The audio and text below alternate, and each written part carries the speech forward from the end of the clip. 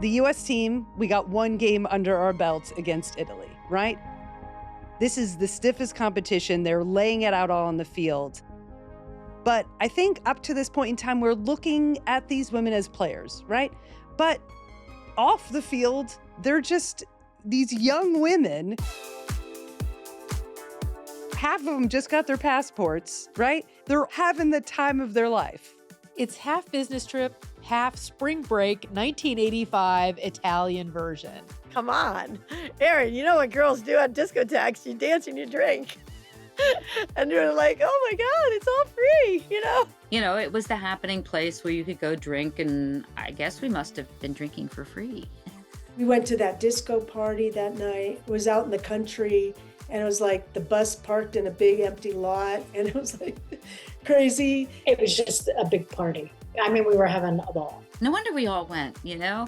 They supplied us what we were going to do, not drink. So training wasn't always that good in the morning. Our recovery was laying out at the pool the next day in our bathing suits. That was our recovery. The thing that we have to keep in mind is, as disorganized as it was for U.S. soccer to put this all together so last minute, you know, the flip side of that is no oversight. The flip side of that is freedom. It is the era before GPS trackers. No one's finding your phone.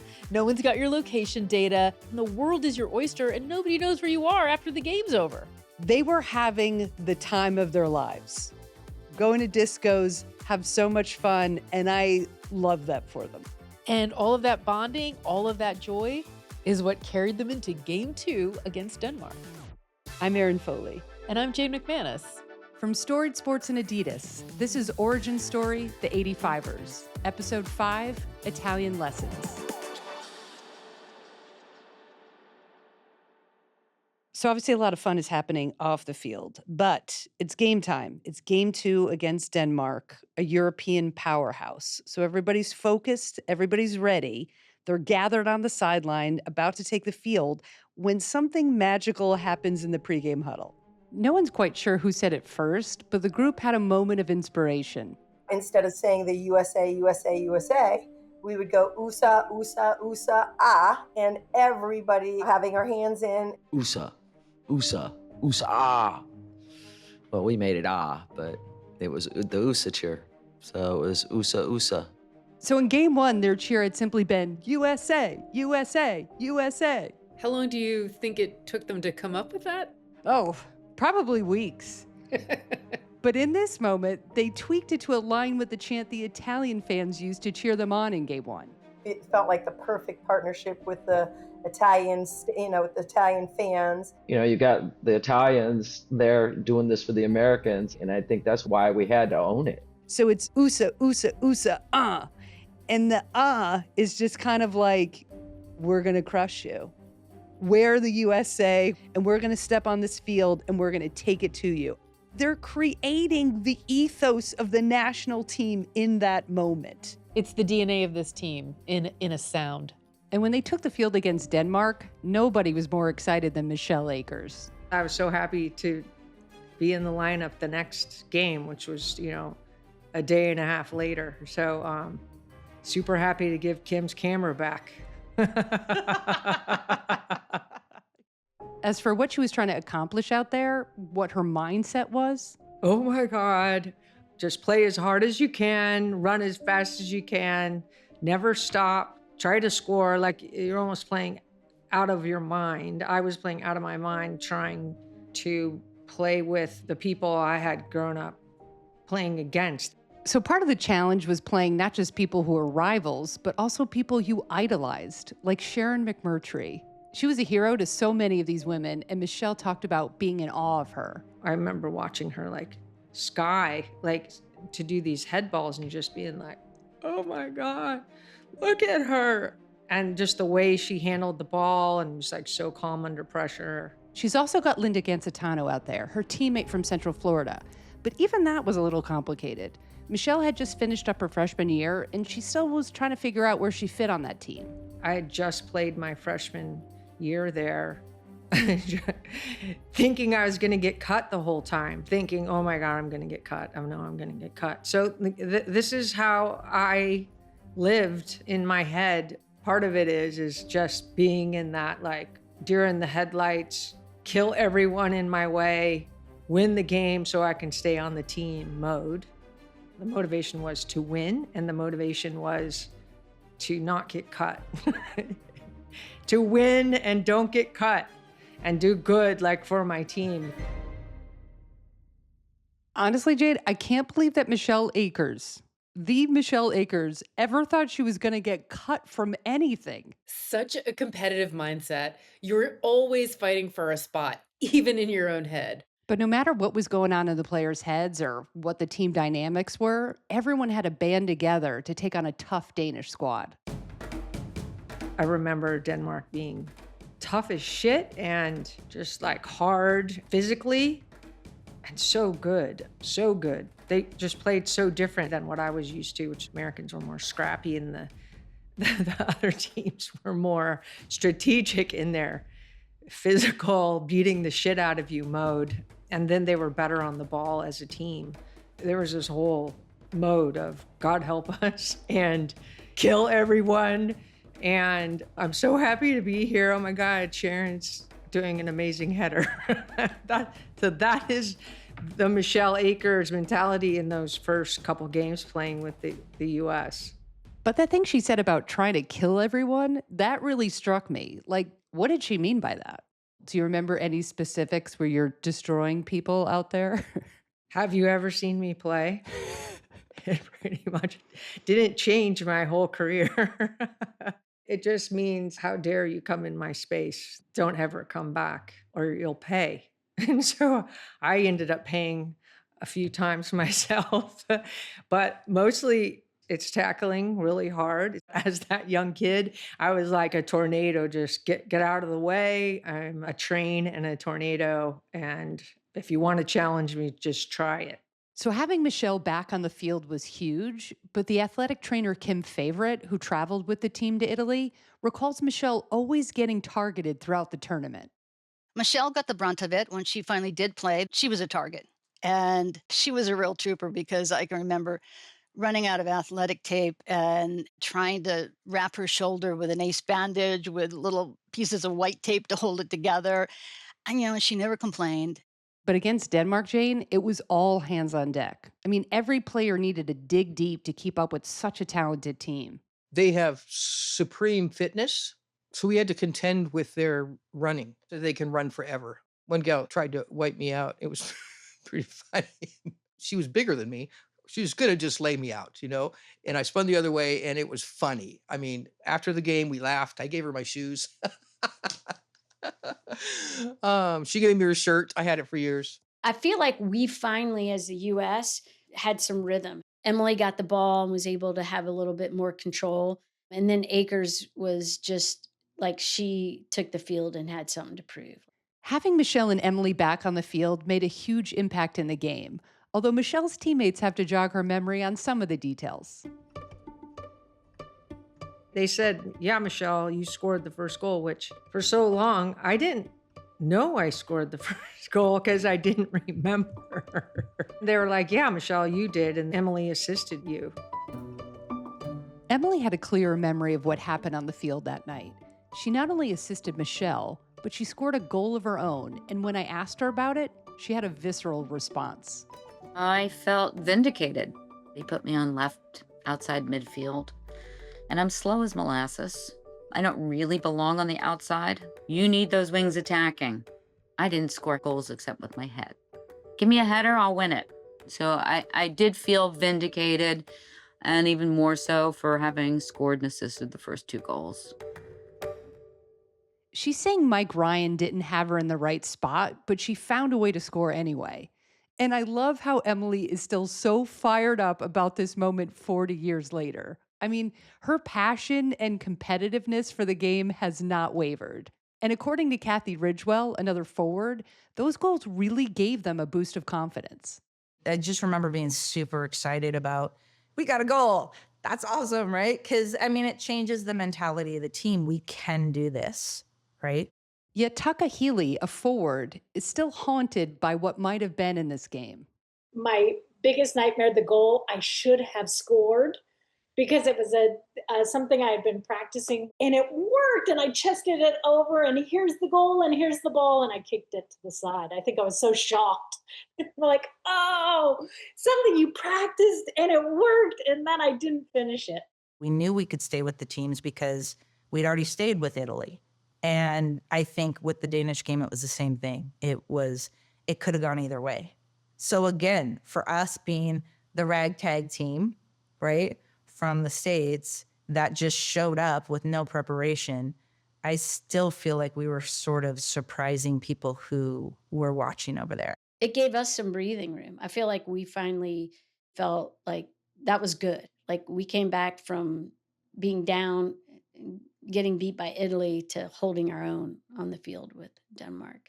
I mean, we scored 2 goals, which is amazing. And it was a tie, 2-2. And a tie in soccer is not a loss. I mean, it's not a win, but in this case it is, because the 85ers rose to the occasion and played at the level of a powerhouse team. Can you imagine how the Italy game might have been different if Emily and Michelle had both been on the field? It would have been a game changer. But here's something fun. In my nerdy deep dive into the story, I found out there was a Danish striker by the name of Lone Schmidt-Nielsen that kicked our butts on the field. During the 2 games we played against Denmark, we played them in the last game as well, Lone scored all the goals, 3 in total. She was an absolute star and was later inducted into the Danish Football Hall of Fame. Leaving no stone unturned, we tracked her down, and she was nice enough to answer a few questions for us by email. When I asked her what she remembered about the U.S. team, she said it sounded exciting that they would be participating. And once the U.S. stepped onto the field, she said they had a presence defined by, quote, pride and belief in themselves. After the tournament wrapped, she said the 85ers gave her the clear impression that, quote, here came a nation with something very special. It's fascinating to hear a perspective from a player on an opposing team at the time. And lastly, and this might be my favorite part, I asked her what specific moment stood out. Quote, I think it must be the feeling that a proud team came here and that their outfit was beautiful. One player in particular, Michelle Akers, whom I followed for many years to come, captivated me. She was a fantastic, skilled, and great player in midfield. You know, it's just another reference point. Even if they didn't see it at the time, they were building a dynasty. Time for a quick word from our presenting sponsor, Adidas. Obviously, you've been at the forefront for the fight for equal pay. And given everything the team has faced, how valuable is it to have sponsors like Adidas, who have been there since day one backing the team? Listen, I think without them, I don't know if any of this would be possible. You know, I think back to my time with Adidas. I've been with Adidas for my whole professional career, which also says a lot and says a lot to how they've invested in me. But in women's sports in general, Adidas has been one of the brands at the forefront as well. And you look back to our equal fight pay, and it's, you know, those around us that were investing in us, helping us through those moments, and also showing like what equality is. And without a brand like Adidas, none of this would be possible. So I'm so grateful to be a part of this brand for so long as well. Presented by Storied Sports and Adidas. This is Origin Story, the 85ers. I really want to hear about all the nonsense that they got up to in Italy. Oh my God, you're right. I don't know what I was thinking with all this historical crap. Once Ruth found her place, Ruth was definitely the troublemaker. Enos, why don't we rent these boards, and then you could float out and take your top off, and then, you know, whatever, you know, people won't see your titties, stuff like that, you know. And then I realized, like, oh my God, I'm gonna burn, like I'm gonna be crisp. Yeah, Ruth does stuff like that a lot. Yeah, she's a troublemaker. I got into no shenanigans. I find that hard to believe. I was pretty innocent through it all. You know, I did have some champagne on the beach with Michelle and Stacy Enos. And it was kind of cool because I don't think I was 21 yet. But other than that, I was pretty well behaved.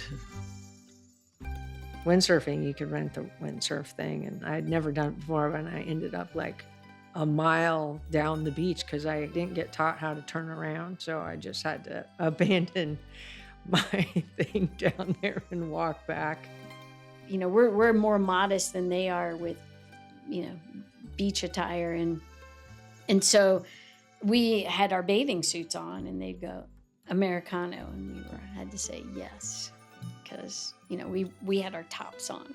That was a distraction for the coaches, I believe.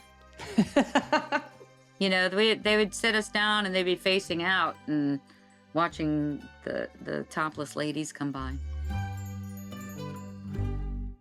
While we were near the water, there was actually a photo of Kim Wyant that we wanted to ask her about.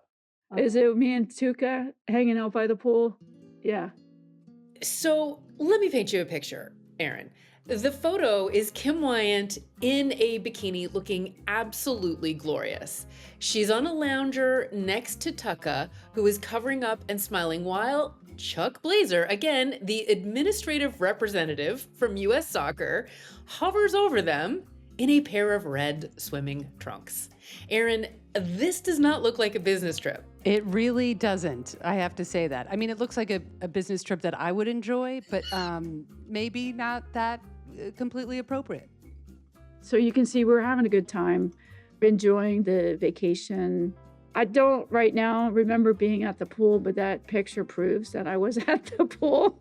I didn't realize that they took siestas then. So another cultural shift for me is like, oh, wow, everybody goes home to kind of chill in the afternoon and take a little break because they party all night. And that was a lot of fun, how much this town partied. Yeah, I remember that. Again, Jane, these players were so young. I mean, they were like 19, 20 years old, you know? They were taking all of this in. They were drinking it all up. I mean, what are they going to do? Say no to a good time? Of course not. No, it was kind of the culture. I mean, we partied in Baton Rouge. We weren't professional athletes, but we were good athletes. And, you know, obviously a lot more is known nowadays about taking care of your body. And it just wasn't a thing back then. I would say the one thing that sort of shocked me was that I felt like we were all really sort of pretty professional athletes for women at the time. Took care of our bodies pretty good. Maybe people smoked, but they didn't smoke around when we were playing and things like that, and drinking the same thing. Like, of course, we went out, partied at the discos. I know you've heard those stories. But literally, the Italian team got on the bus after our game and lit up cigarettes, like all of them, and had beer on the bus. And we were like, oh, is that a thing? We didn't have curfews, and that was a problem. We had zero structure. In hindsight, we were bloody exhausted and we had no curfews. There was no discipline. I wasn't the only one that was going out. Emily was ambitious and she was bold. And, you know, in life, we like to have a good time. She was kind of like just trouble in that way. She was the instigator at discos, etc. I'm not saying. Okay, fair. A lot of us were at the disco. The players were all over the place, and it was Kim Favorit's job to keep them ready for game day, which proved to be a challenge for her and team administrator Evelyn Sodero. And it was really interesting trying to find supplies because we didn't speak the language. Evelyn and I would go to places that we thought were drugstores and we're sort of pantomiming, you know, wraps. And the big one was we needed aspirin. And I knew over there, their over-counter stuff was so much stronger than ours that I didn't want to give them something unless I knew exactly what it was, but I couldn't read the language. We had a team doctor, but I just never knew where he was. So Kim was trying to take care of the players any which way she could. Cindy Gordon remembers getting treated by Kim after one of the games. I had this big, huge bruise on my leg. It was after the game. And so she said she could treat it. So she says, I'm going to rub this ointment on it. So she rubs this stuff on it. And instantly I taste oysters in my mouth. And I'm like, did you just put DMSO on me? Erin, what exactly is DMSO? I have not heard of this. You know, I had to look it up. I think it's primarily used in veterinarian medicine. But, you know, listen, she did what she did to get these players patched up and get back on the field. Put a little oregano on it. Yeah. I don't think they use it anymore, honestly. But those were the days when we didn't wear helmets and we drove in the back of pickup trucks. So clearly, Kim and Evelyn were doing a little bit of everything. I mean, they were restocking supplies by playing charades with Italian speaking pharmacists and patching up players by any means necessary. There seemed to be no end to the job requirements. I was told Evelyn was the equipment manager. I had no clue on what that meant. I think she was expected to do anything that was asked. She came to me and said, there's a player that needs shoes. What size are your feet? Here, take this. I mean, I ended up with my USA jacket and the Adidas bag, which was empty when I went home because there was the kit that we got. There wasn't anything left in it. I went home in flip-flops. You went home in flip-flops because you gave your shoes to a player? Yeah. I mean, we were carrying the soccer balls to the field. We were, extra uniforms, all the stuff that I thought the men were going to help with. And it ended up falling on Evelyn's and my shoulders, which was okay. We were okay with it. That's what the players needed. I mean, these women were keeping the team together. When Kim looks back, it may have seemed like an impossible job at the time, but the players actually got the support they needed. And that's another kind of win. I didn't come back thinking we just left a field of broken players on the field. I think they were ready for the exertion. Now, the travel, that might have been different. And here, Kim mentioned a big issue that came up when the team was en route to the third game against England. We got lost once, and I'm taping while the bus is trying to find where the stadium is, and we're bouncing all over the place, and everybody's going to, we're going to be late, we're going to be late. And they were late against their toughest opponent. Kathy Ridgewell and Emily Pickering told us about what played out next. I would say classic shit show at that game. Took us over an hour to get there, maybe longer. They're in a new town now, Carole. I think that's how you pronounce it. And the bus gets lost. So they arrive 5 minutes before game time. And they offered Mike extra time and he declined it. So again, we're getting off of a bus. We're already exhausted. We've already traveled across our country 3 times to Italy, been in a parade, played a tough game, went to discos, and then we're asked to sit in a bus for an hour and a half. It was just too much. You got to have a little bit of warm up. They scored 3 goals in 15 minutes because we weren't ready at all, prepared to step on the field. Of course you're going to be down 3-0 in the first half, right? Because it's an absolute shit show. I would say if I was going to blame anything on Mike at that tournament, it would have been that. Because coming back from 3-0 against that type of team was not going to be very likely. What we found out was that they played just like their men's teams. The English players, the English team, they played just like their men's. We'd been able to watch English football, the Premier League. So it was very predictable that way. But we had a hard time stopping them. They scored a goal that was not my fault that he blamed on me. And he pulled me out and I was furious. I was just like, you know what? You have got to give us the benefit of the doubt that we're going to pull this through. He just started subbing a whole bunch of people and was like, could you give us the benefit of the doubt? And besides the fact that that wasn't my girl. And granted, when Michelle came in, I think we scored. Michelle really took over in that tournament. Yeah, I mean, she never backs down from a challenge on or off the field. She just really had this winning mentality and was really asking of everybody to dig a little deeper. I think you need to kind of toss that whole game out based on the fact that the bus got lost going to the stadium. We didn't have proper warm up. We were down 3-0 before we knew it. That was kind of an anomaly. As for how Stacy felt about it, at first, she couldn't even find the words. Ugh. Ah. It was brutal. It was brutal. So England handed us a tough loss and eventually went on to win the tournament. But even for them, playing the U.S. was unknown territory. And Marianne Spacey-Cale, England's powerful striker, said they didn't really know much before taking the field against the 85ers. To be honest, very, very little. Very little. Games weren't even filmed. getting scouting reports was just unheard of. So we didn't know really anything, but the one thing I will say, they were athletes, and one thing was they were athletes that then became athletic footballers. Whereas at the time when we played them, they were probably athletes learning how to be footballers. But it was just, they had the athleticism. It was then, I think they were just building then on the technical and the tactical side of the game. And now, a legacy of First Moment, sponsored by Adidas. From the first cleats to the first national team, Adidas was there in the beginning. Now they're helping tell the story of the women who started it all. Origin Story Season 1, The 85ers, presented by Adidas.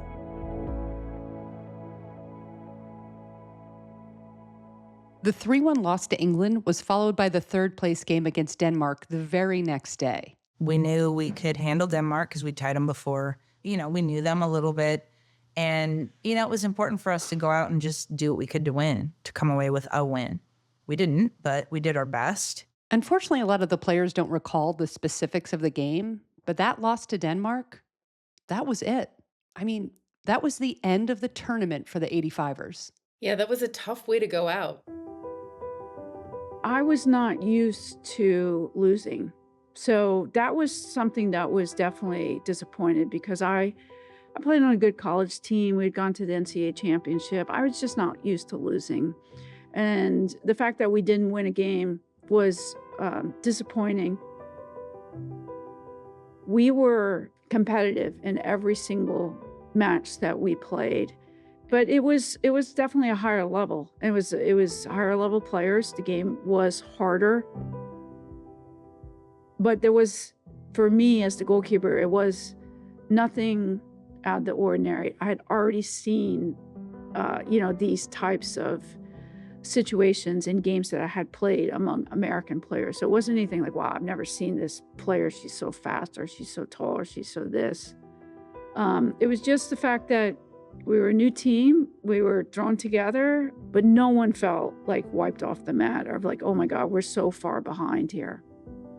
The score doesn't show anything but the result of the game, the end result. And I've really never paid much attention to what the score was during the game. I've always asked people, what's the score, That's not the point. Of course, it's the point of the game is to win, right? But winning means something to me that it means something different to other people. The point is to play well together. And that was hard when you don't know each other. But we tried. We really tried.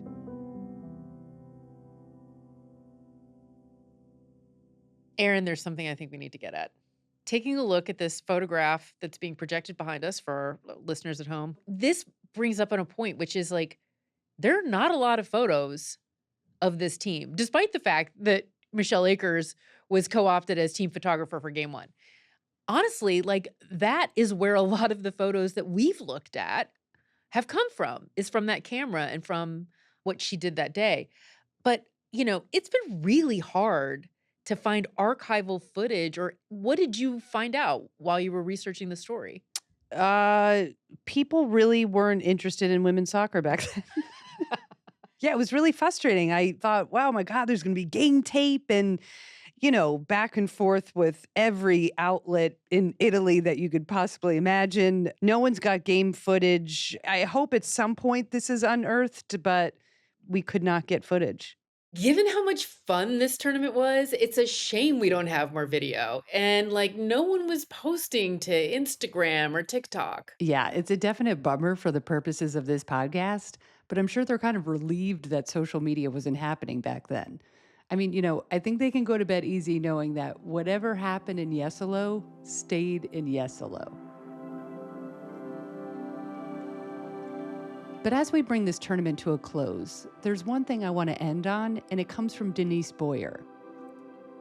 In my first conversation with her, she shared something we hadn't previously known.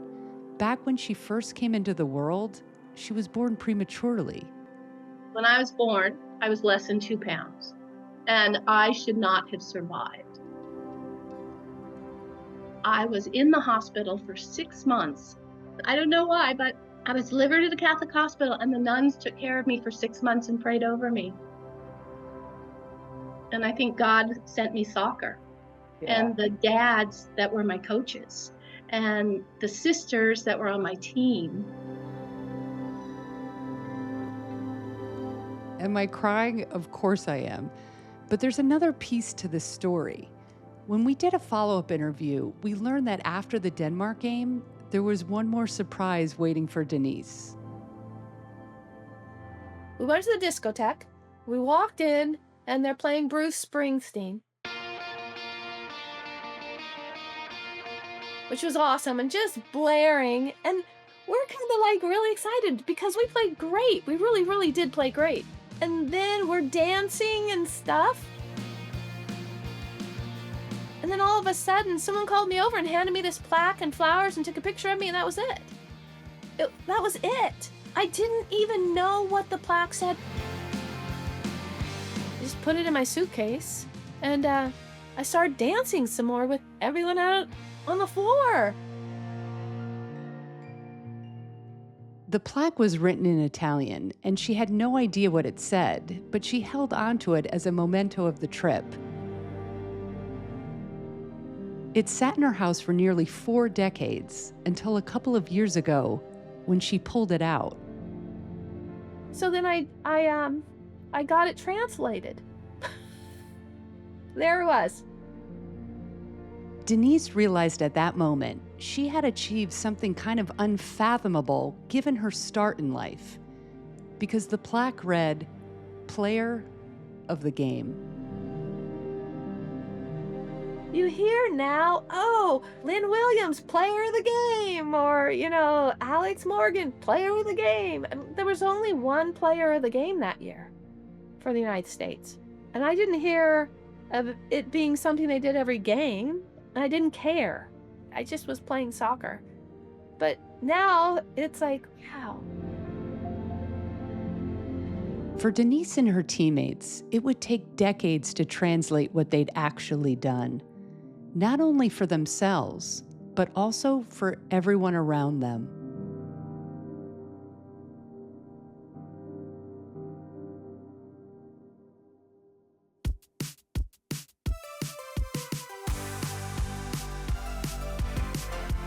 Origin Story, The 85ers is produced by Storied Sports and presented by Adidas. It was reported, written, and produced by me, Erin Foley, along with Jane McManus, Ryan Nantel, and Marissa McBride. Our editor is Deanna Hong. Post-audio is by Jason Powell. Music supervision by Maddie Phillips. Jamie Messler, Laura Gentili, and Michelle Akers are executive producers. For more on all the voices that you heard in this episode, take a look at our show notes. There you can also find a link to all of our episodes. Thanks for listening. You betcha.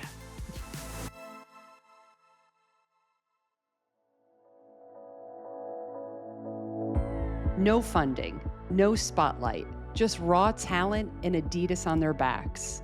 40 years later, the women who built the game finally get the mic. Origin Story Season 1, The 85ers, presented by Adidas.